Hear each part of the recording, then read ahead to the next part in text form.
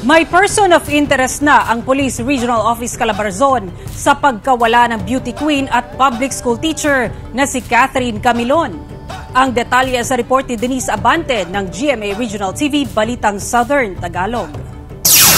Itinaas na sa Police Regional Office Calabarzon ang investigasyon sa nawawalang public school teacher at Miss Grand Philippines candidate mula Tuwi, Batangas na si Catherine Camilon. Nauna nang naiulat na nawawala si Camilon noong October 12 ng gabi. Sa ngayon po, mayroon na pong kinukonsider tayo na persons of interest, but of course hindi pa po natin maibibigay yung ibang detalye. But still po, tuloy-tuloy po tayo at yan po ay tinututukan natin. Sa isinagawang case conference ng PRO Calabarzon kahapon sa Laguna ay pinakita ng pulisya ang mga CCTV footage kung saan makikita ang pagdaan ng sasakyan ni Camilon sa ilang mga bayan sa Batangas matapos itong mamataan sa isang mall sa Lemery noong October 12 dakong 7:24 ng gabi. 8:07 ng gabi makikita ang pagdaan ng sasakyan ni Camilon sa Poblasyon 1 sa bayan ng Santa Teresita. 8:10 nang dumaan ito sa Barangay Muzon sa bayan ng San Luis. Sa pagitan ng 8:24 hanggang 9:25 ng gabi makikita ang pagdaan ng sasakyan sa ilang mga barangay sa Bawan. Sa kuha ng CCTV mapapansin na tila may isa pang kasama si Camilon sa loob ng sasakyan. 9:53 ng gabi lumabas na ng Barangay San Agustin sa Bawan ang sasakyan at eksaktong 10:00 ng gabi ding iyon ang huling mamataan ng sasakyan na lumabas ng Barangay Road na sakop ng Barangay Santa Maria.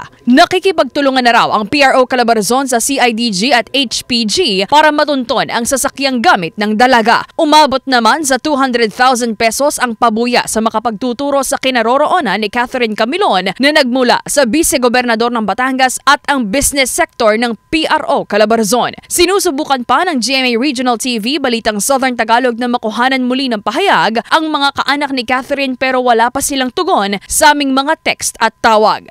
Mula sa GMA Regional TV, Balitang Southern Tagalog, Denise Abante, nagbabalita para sa GMA Integrated News.